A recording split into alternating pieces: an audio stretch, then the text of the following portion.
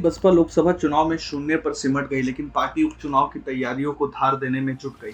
भले ही अभी यूपी विधानसभा उपचुनाव की तारीखों का ऐलान ना हुआ हो, मगर सभी 10 सीटों पर बसपा की निगाह है।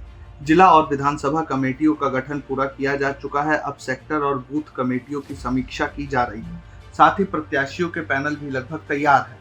इन तैयारियों की समीक्षा जल्द ही बसपा सुप्रीमो मायावती करेंगी। 2012 के बाद से बसपा का प्रदर्शन लगातार गिरता जा रहा है। पिछले विधानसभा चुनाव में उसे 1 सीट मिली थी और वोट प्रतिशत महज 12.8% रह गया था। इस लोकसभा चुनाव में वह एक भी सीट नहीं जीत सकी।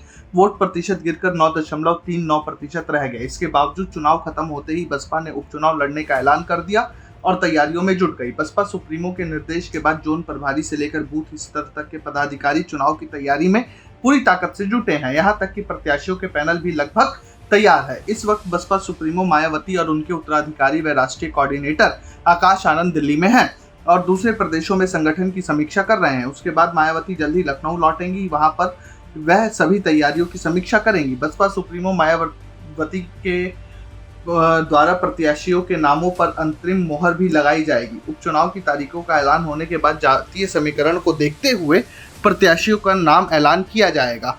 जानकारी के मुताबिक मायावती के साथ आकाश आनंद भी इन समीक्षा बैठकों में शामिल होंगे।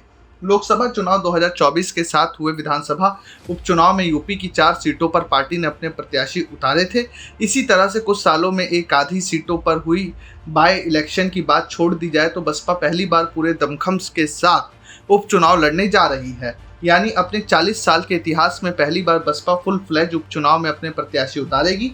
दरअसल लोकसभा चुनाव में यूपी समेत कई राज्यों में विधायक जीतकर सांसद बने हैं। ऐसे में अब उनकी विधानसभा सीट खाली है जिन पर उपचुनाव होना है। हालांकि चुनाव आयोग ने अभी इसकी तारीखों की घोषणा नहीं की है, लेकिन राजनीतिक दलों ने अपनी कमर अभी से कसनी शुरू कर दी है। जैसा लोकसभा चुनाव में बसपा का प्रदर्शन रहा, उसके बाद तो हर चुनाव पार्टी के लिए साख का सवाल है। पिछले विधानसभा और लोकसभा चुनाव में वोट प्रतिशत भी तेजी से कम हुआ है। एक के बाद एक हार और लगातार गिरते वोट प्रतिशत से बसपा का राष्ट्रीय पार्टी का दर्जा भी दांव पर है। अभी 4 राज्यों में राज्य स्तरीय पार्टी होने से उसका राष्ट्रीय पार्टी का दर्जा बचा हुआ है। अगर अभी समीक्षा हो जाए तो उससे राष्ट्रीय पार्टी का दर्जा छिन जाएगा। ऐसे में उनके लिए अपना प्रदर्शन सुधारना बेहद इस समय जरूरी है।